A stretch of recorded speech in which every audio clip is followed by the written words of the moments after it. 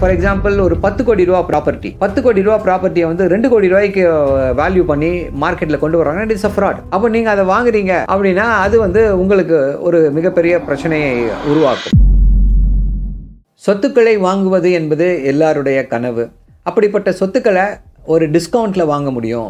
Almost 25 to 40% டிஸ்கவுண்ட்டில் வாங்க முடியும் to market value அப்படின்னும் பொழுது உங்களுடைய ஆவல் தூண்டப்படுகிறது. இது சட்டப்படி சரியானதா, இல்லை இது ஏதாவது ஏமாற்று வேலையா? இந்த சூது கவும் படத்தில் வர்ற மாதிரி ஏமாற்றணும் அப்படின்னா ஆசையை தூண்டணும் அப்படின்றது போல் ஒரு ட்ரிக்கா அப்படின்னு நீங்கள் யோசிக்க வேண்டாம். சொத்துக்களை அந்த டிஸ்கவுண்ட்லேயே நம்மளால் வாங்க முடியும். எப்படி அப்படின்னா பேங்க் ஆக்ஷன்ஸில் வரக்கூடிய ப்ராப்பர்ட்டிஸை 25-40% டிஸ்கவுண்ட்ஸில் நம்மால் வாங்க இயலும். என்ன அப்படின்னா நீங்கள் சூஸ் பண்ணுற ப்ராப்பர்ட்டியை வாங்க முடியாது.